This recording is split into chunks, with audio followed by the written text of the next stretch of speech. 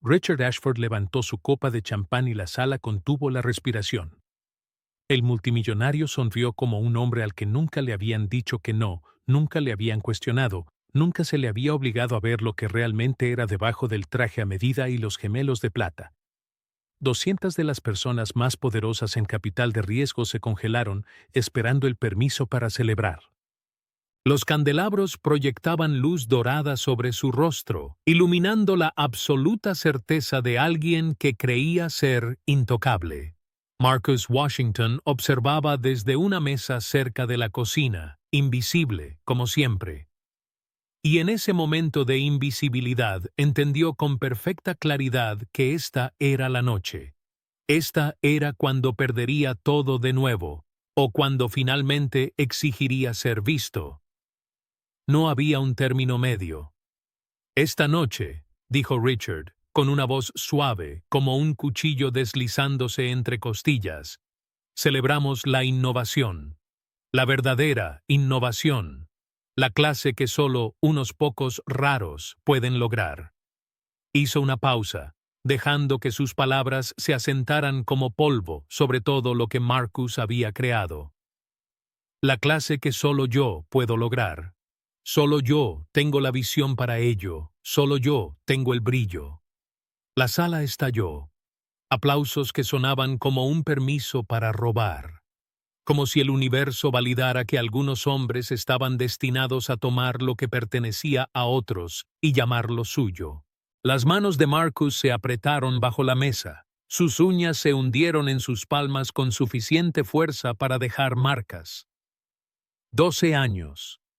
Durante 12 años, Richard Ashford había estado en habitaciones exactamente como esta, aceptando crédito por un trabajo que nunca le había pertenecido, estando dentro de habitaciones construidas sobre el genio de Marcus, hablando con una voz que había robado todo. Con cada año que pasaba, el robo se normalizaba más, se aceptaba más, se parecía más a la verdad. Junto a Marcus, su hijo Elijah, de 12 años, miraba al billonario con la confusión que solo un niño poseía. El niño aún no entendía lo que su padre había perdido. No comprendía que el hombre en ese escenario no solo había tomado dinero, sino identidad. No solo trabajo, sino el derecho a ser visto como el creador de su propia brillantez. El derecho a caminar por el mundo sabiendo que su mente había creado algo que importaba.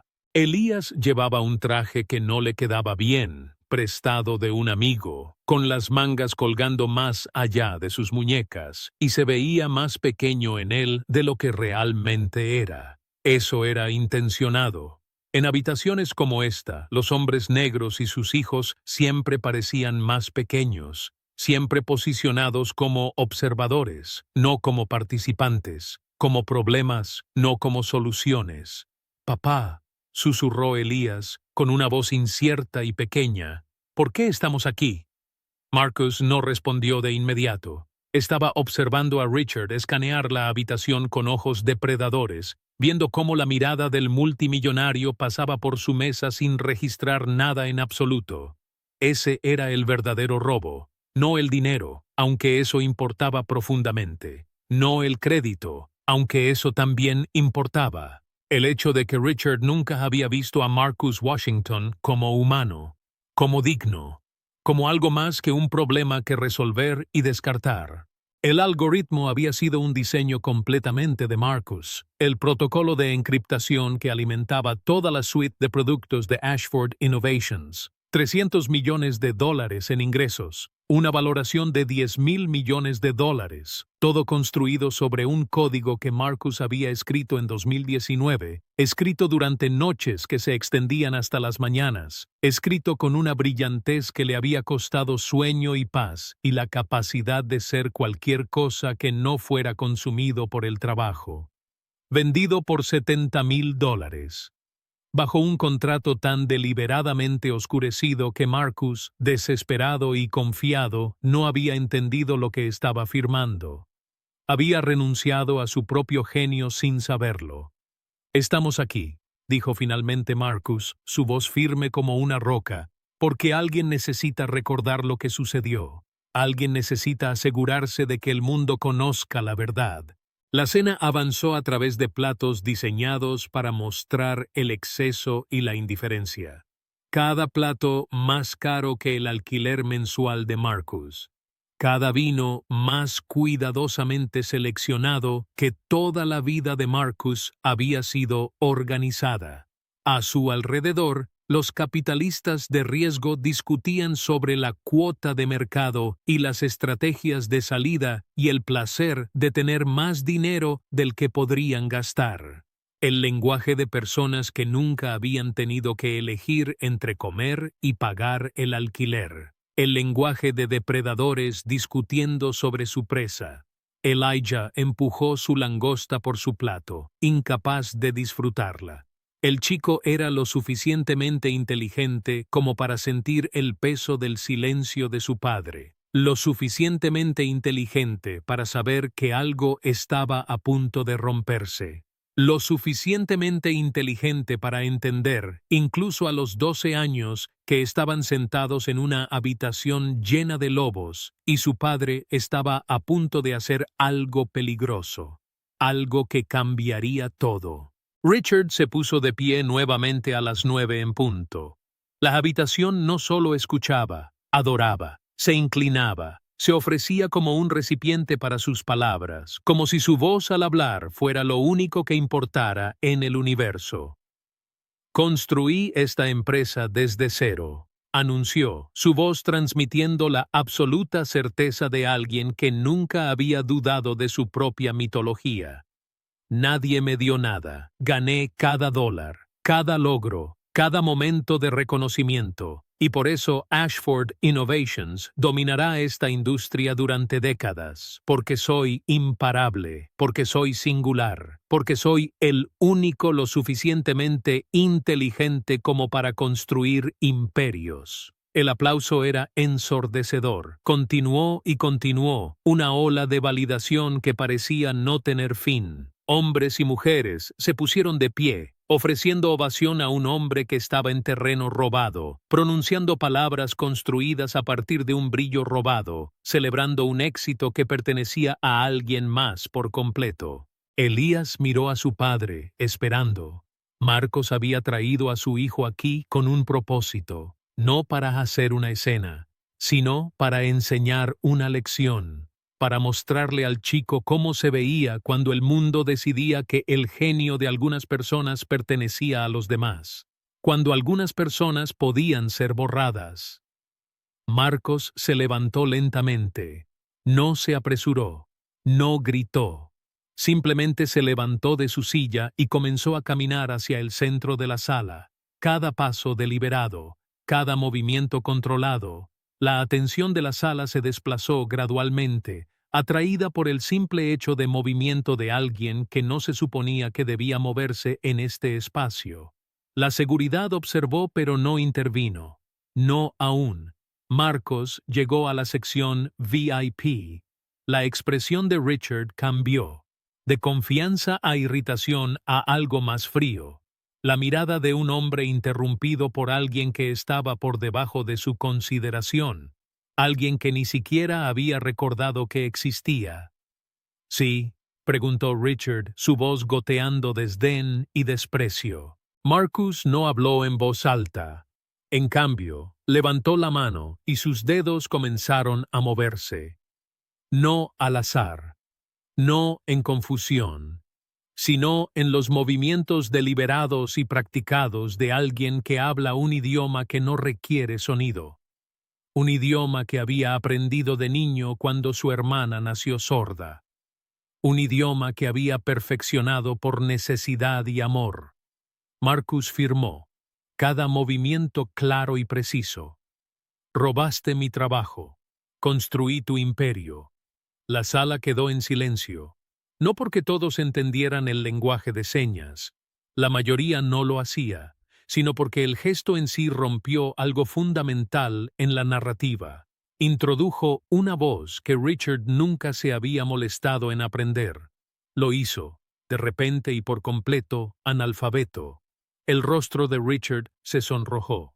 Sus manos se cerraron en puños.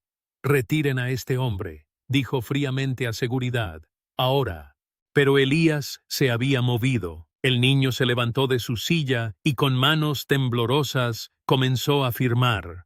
Los movimientos eran menos practicados que los de su padre, los dedos no tan suaves, pero el mensaje era inconfundible. «Ese es mi papá», firmó Elías, su cuerpo entero temblando con el coraje que no sabía que poseía.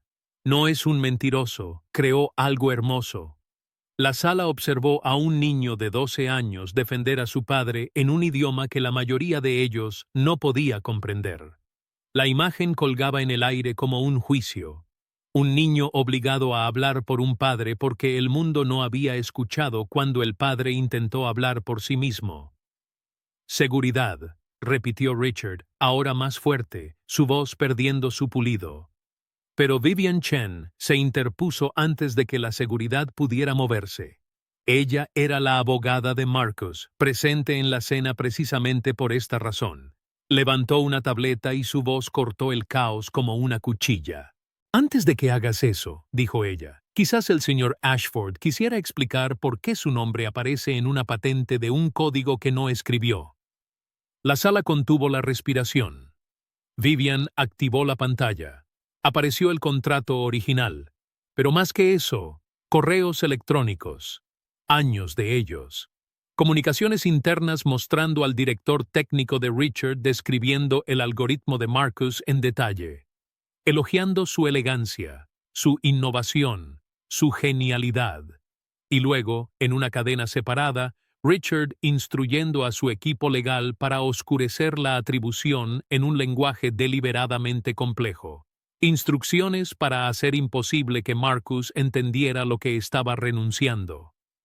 «Esto es un asunto civil», continuó Vivian, su voz firme y letal. «Por ahora, pero también es evidencia de fraude, representación falsa deliberada, robo intencional de propiedad intelectual». Dejó que eso calara hondo. «Mi cliente diseñó el protocolo de encriptación que generó $300 millones en ingresos para esta empresa.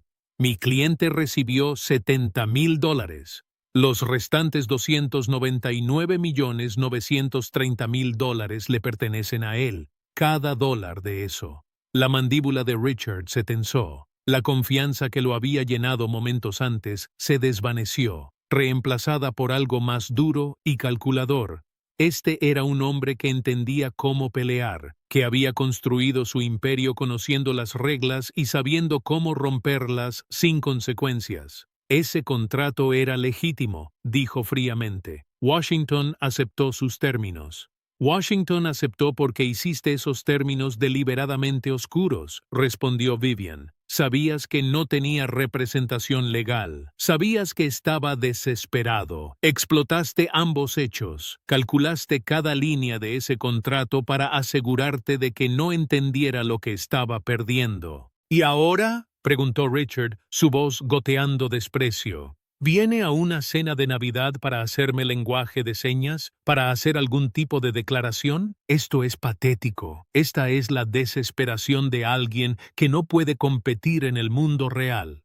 Fue Elijah quien respondió. «No entiendes el lenguaje de señas», dijo el niño en voz alta, su voz pequeña pero firme y verdadera. «Pero mi papá sí. Mi papá habla muchos idiomas, sabe cómo construir cosas, cosas reales, cosas que importan, y tú se lo quitaste y dijiste que era tuyo». Las palabras flotaron en el aire, no elocuentes, no pulidas, pero verdaderas de una manera que todos los discursos de Richard nunca podrían ser. La verdad expresada por un niño que había visto a su padre ser borrado. Alrededor de la mesa algo cambió. No con todos, pero con algunos. Los capitalistas de riesgo y miembros de la junta que habían construido sus fortunas sin hacer demasiadas preguntas, comenzaban a ver. Comenzaban a entender que estaban en una sala con alguien que había sido hecho invisible y ahora era visible. Vivian avanzó. «Cada palabra pronunciada en esta sala esta noche ha sido grabada. Audio y video. Mi cliente tiene documentación de cada correo electrónico, cada comunicación, cada engaño deliberado. está preparado para presentar una demanda por robo de propiedad intelectual, incumplimiento de contrato y fraude. Los daños serán sustanciales. La publicidad será significativamente más sustancial. El mundo sabrá lo que hicieron. Hizo una pausa, dejando que las opciones de Richard se cristalizaran ante él.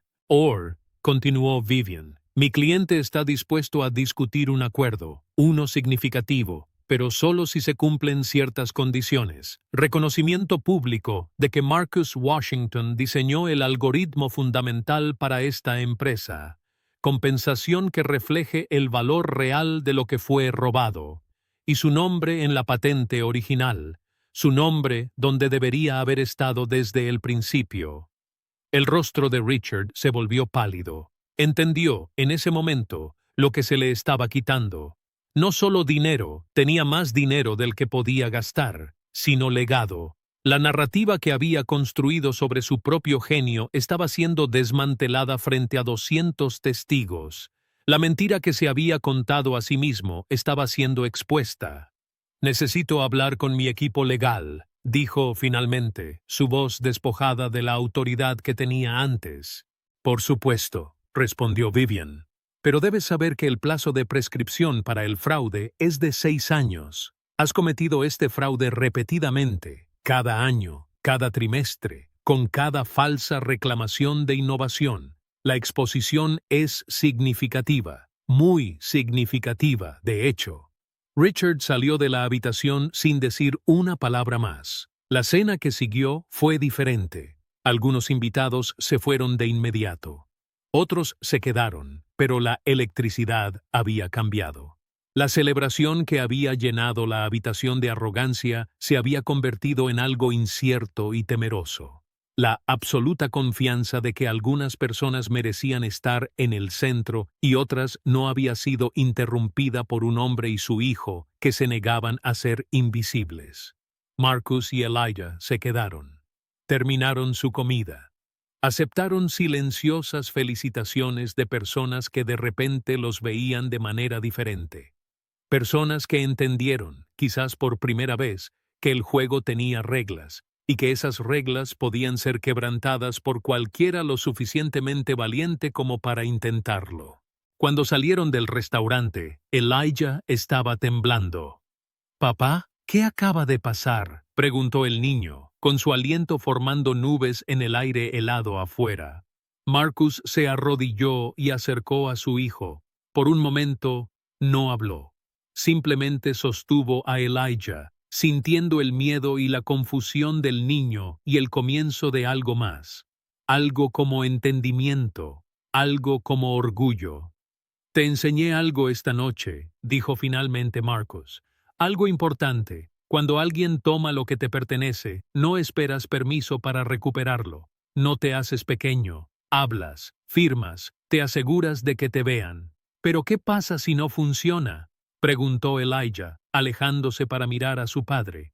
«¿Qué pasa si simplemente se niega?». «Entonces peleamos», dijo Marcus simplemente. «Legalmente, públicamente, como sea necesario. Porque el silencio es lo que permite que el robo continúe. El silencio es lo que mantiene a personas como nosotros invisibles».